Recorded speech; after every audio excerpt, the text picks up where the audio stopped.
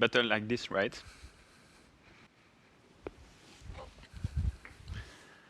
Hello, I hope you are enjoying your Odoo experience so far. I'm Paul de Smet, I'm business analyst here at Odoo Belgium, which means I'm implementing Odoo with various clients all over Europe. Today, I'm here to talk to you about Odoo Studio and how it can help with mockups. For this, I'll first go through, well, what is a mockup and the prototyping process. I will then give you a short introduction about Studio and do a demo with you. Finally, I will go through Odoo Studio added value and answer all your questions from the chat. So feel free to ask them if you have any. So a mockup is actually a prototype, a working prototype of a product. It allows you to have a higher quality product and have it more user-focused because stakeholders are involved in the design process. It's also a lot less costly when you work with prototype to change something at the beginning of the design process than at the end when you have time constraints, like a release date, for example. However, there are no gain without pain. No pain, no gain. Oh, hello, Kelly. I didn't know you were there. So indeed, no gain without pain. Prototyping requires efforts. It can cause delays and frustration. Why? Because you are working on a product that might not be the final product, and you need everyone's validation to go to the next step. So it can take time, it takes a lot of meeting, etc. It feels that you are not moving on. But it's really worth the pain. However, what if I told you that Odoo Studio can take some of this pain away? How? Well, mostly by easing communication between the different stakeholders. Miscommunication is the primary contributor to project failure. This has been written by Ford in 2019, has been true for decades, and it will probably be true in the decades to come. It's about 50% of the project failure that can be attributed to miscommunication. To illustrate this, let me show you a little analogy. It's well known, it's the swing analogy. Imagine the scenario where one of your clients comes into your office and explains he wants you to build a swing with ropes and he wants to be able to sit on it. This is what he explains. You take careful notes, you maybe think about some technical limitation, and this is what you actually understand. Functionally, we are very close, right? But there are still ropes, you can still sit on it and swing, of course. You send all your careful prepared documentation to your developer, he disappears for a few weeks and comes up with this. We are already further from the initial idea, right? The ropes have an obscure purpose. You can still sit on it, but you could also sit on the ground. And let's say that you can swing it, but not in the same way. Of course, here the product is in danger. You schedule other meetings with the customer, try to understand what could be changed in the time constraint that you have. And you understand finally that what your customer actually needed was this. But he wasn't able to explain it to you at the first meeting because of miscommunication. Project is probably going to be difficult, maybe even a failure. When you go back to your documentation to try to understand what you could better, well, it's actually not that usable because it's full of arrow, drawings, etc. Nothing really to gain here. Let me show you another example in Odoo this time. Your customer comes in, he says he liked the CRM form, but he would like to add a lot of info. You write everything down with arrows, with colors, etc. And this is what you have at the end. You send it to your developer, and this is what he actually looks like. Right, not really happy, right?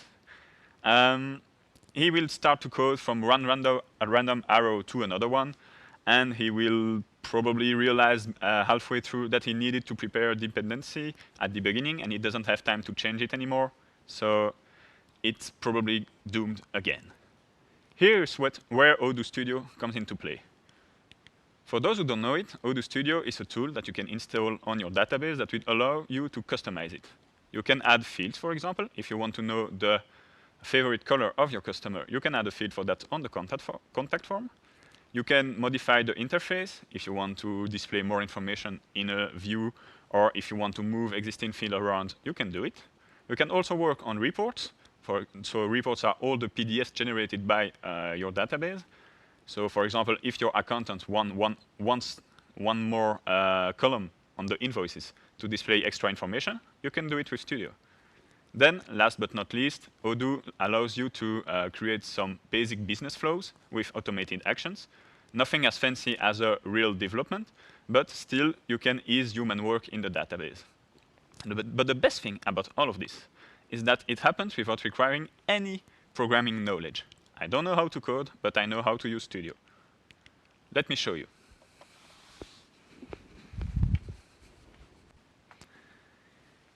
So let me explain you a real-life example I had to deal with a few months ago. So I had a client who told me, I have customers, big customers, and they all have a different reference for my products. Of course, some of them also have more than one reference for the same product, because they want to know that when they are invoiced for a certain product, for which project or for which sub-product it is internally for them. So I need to display all this information on my sale orders and on my invoices, but how does it get into my database? My clients are sending me XML files with this information on a website, and I'm then uploading them in Odoo. This is, of course, a development, but we can work with Studio to make it more understandable. I already lost you with 1 minute of explanation. Imagine if I need to do the same after 2 hours or 4 hours of meeting with my customer, and I have to explain this to a developer. It's going to be a mess. So let's use Studio to make it more understandable. I go into the sale app. I'm here on a Odoo 15 database. I'll toggle Studio here. And I'll create a new model. Let's call it client reference. I don't need a chatter, really, so I'll deactivate it and create my model. You see it's here. You can click on it, go to Views, and modify the form view. OK, so first, I need to populate fields with the information coming from my XML. So let's take a few text fields with, for example, a client name, and then another one with the product name. Product name. Of course, there are more fields than that, but I spare you the time to create them all.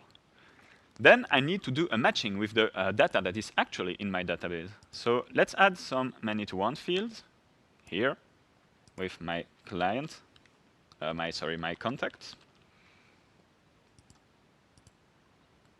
and another one for my product.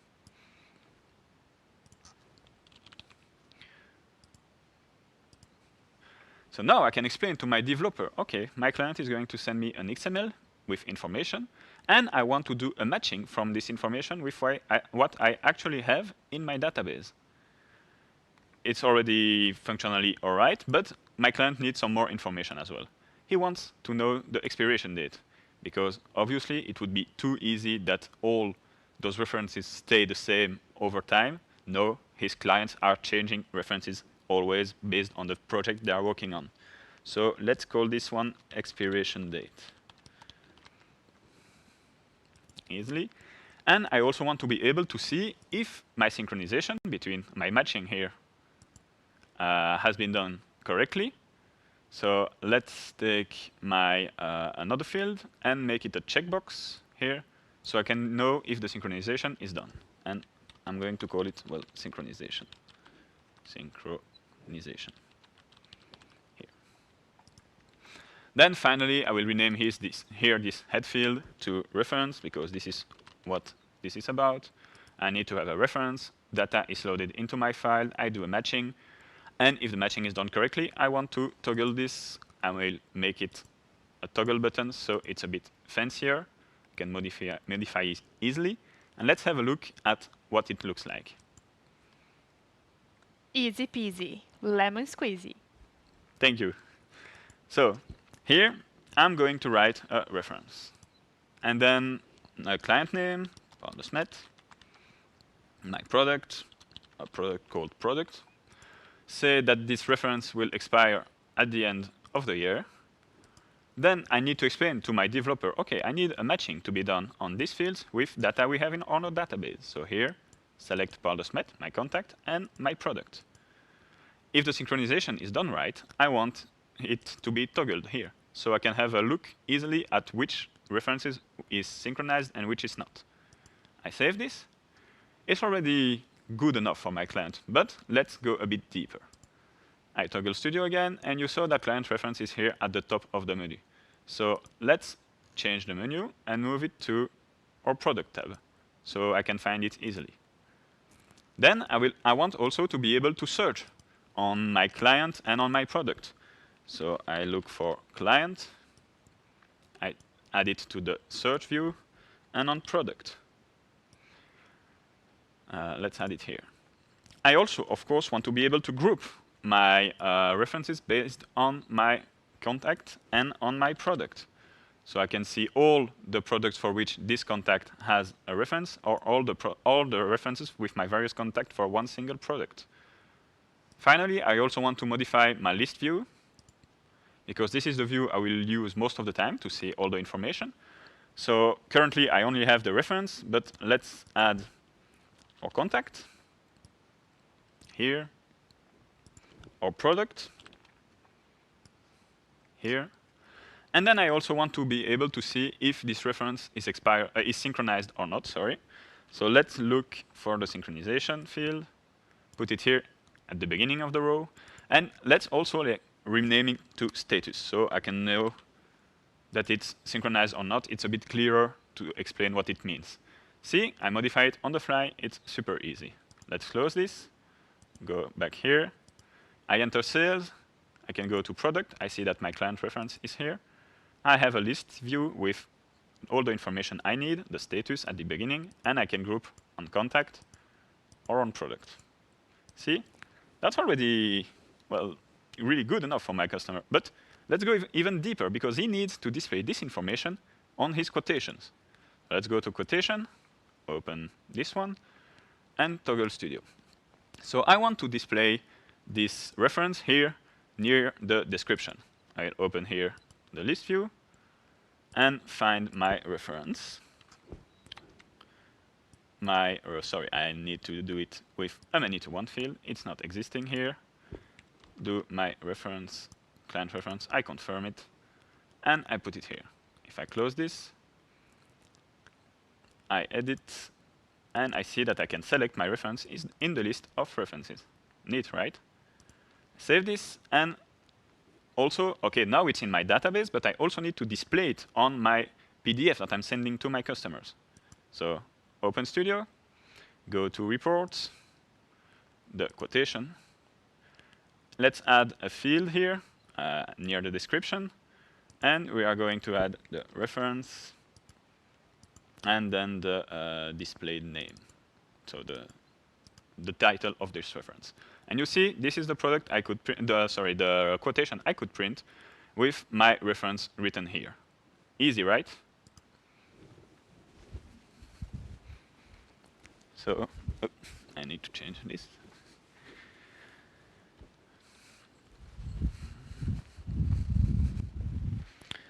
So, who can use Studio actually?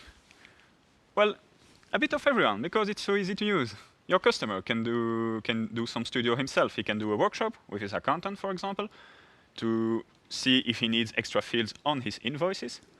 Of course, your pre-sales team can also use Studio with a customer when they are in a meeting. Customer gives feedback, you modify it on the fly, show him, and you are moving on this way.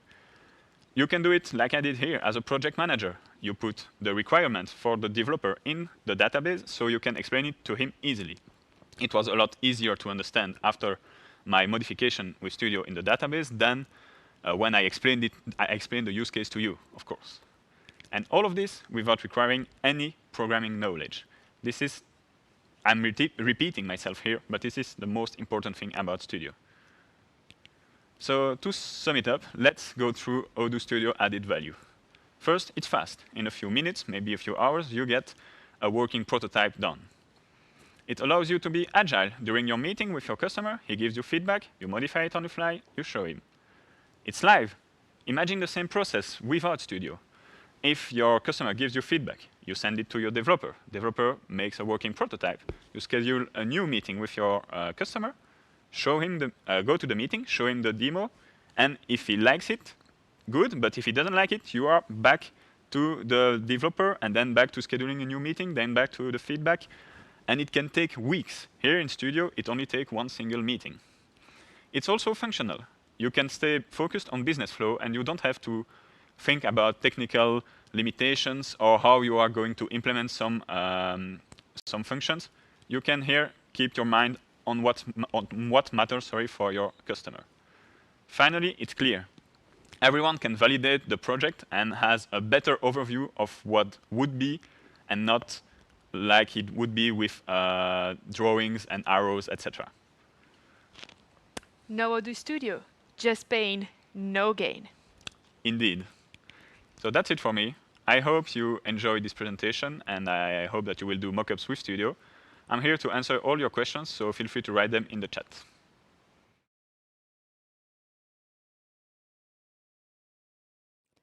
Hello, everyone. Thank you so much for your attention during this talk. It was super interesting, and I'm not sure if you were as excited as I was. Sorry. But this talk was very interesting in several points. So the most obvious use that we have, using Studio is usually just the implementation of the customization of the changes that we make in the database, right? And here we actually saw a very interesting use that is building mockups, like drafting a very interesting solutions to be able to visualize it, and also make sure that it really fits what we intend to implement.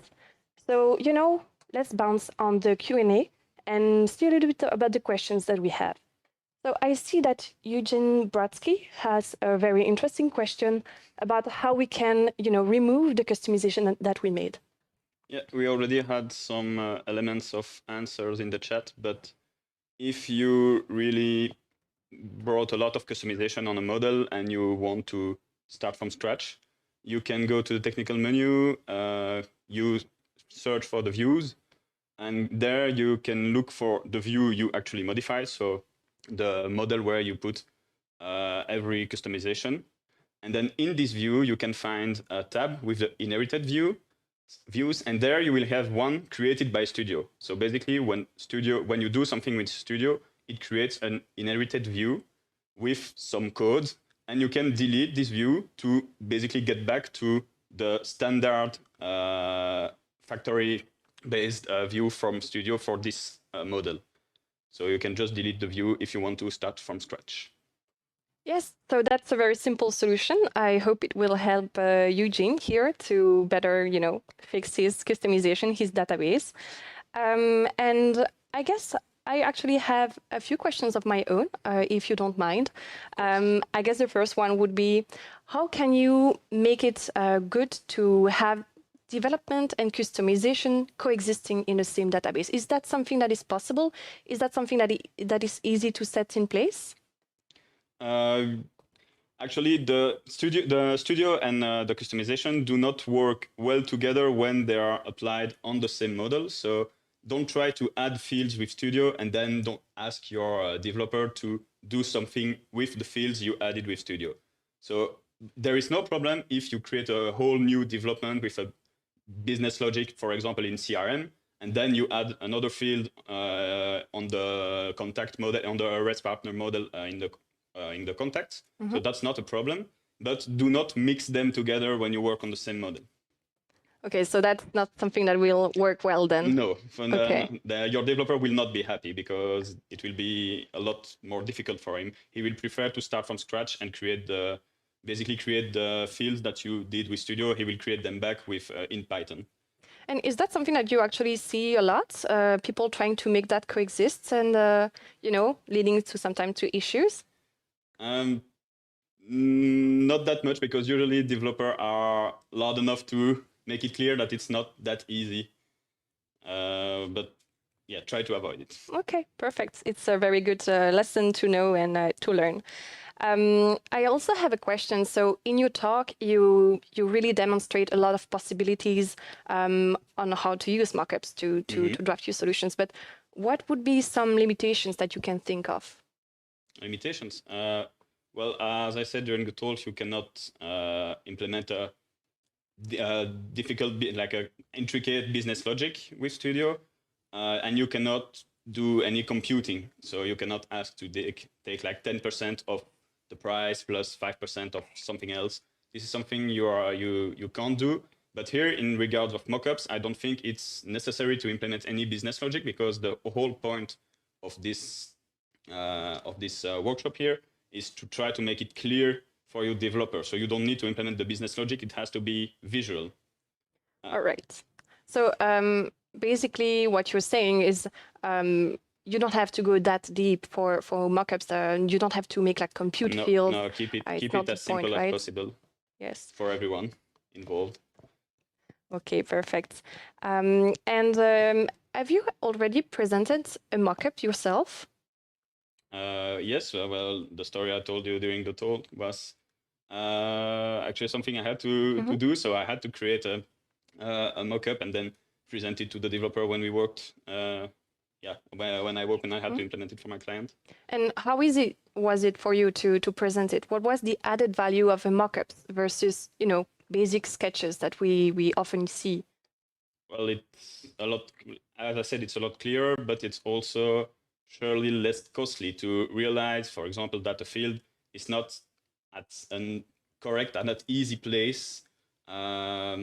Usually your initial ID needs to be challenged a bit, and with the mockup, it's actually, you can realize that your ID was not that good from the get-go. All right. So you kind of realize better the constraint of your model when you're doing the mockups, right? So it helps you start with a better foot and don't waste so much time, right? Yeah, so exactly. basically, you're saying that you can have a better end product at the end. So I guess everyone is down for that, right? Yeah. I also have a question about how easy is it to replicate a customization in an existing environment? Yes, there was a question about this in the chat. Oh, okay, perfect. Then so that's very good then. Yeah, so I think someone answered it, but yes, you can actually, when you are on the main menu, on the main dashboard, in Odoo, you can toggle Studio, and you have a little button on the top left to import or export any Studio customization. When you export it, it will create a zip file that you can then import as is on another database, and it will install all the Studio customization you did on this other database. All right, very interesting. So thanks for that question again. Very interesting. And can you think of any other points you would like to address? I think there are some questions still in the chat that need to be answered. Yeah. I see here. Wait, what is the next? To create a model, what is the best way of implementing customization? Is it best to create a model for all customization, or to have current models? Well, it depends what you need to do.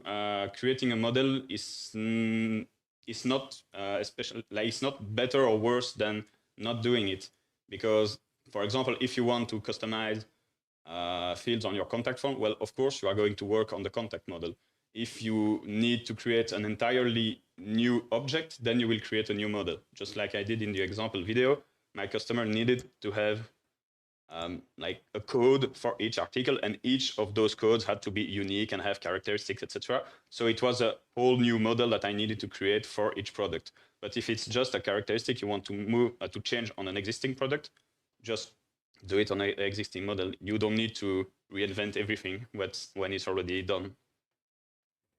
All right, and I guess we also have a very interesting question from Envisioneering. Sorry if I mispronounced that, about basic security questions. So, can we restrict what the customer/users have access to Studio? So, basically, he doesn't want all his users to have access to Studio. Is yes, that something possible? You can restrict access to Studio with basic access rights in Odoo. It's just like, I believe the default right is only for admin, but you can also customize it and give Studio access to some people. Okay. You can to add something on this. You can of course also work on the access rights on the fields you add with Studio and choose which records can be accessed, which model can be accessed, etc. Just like a normal field or a normal model.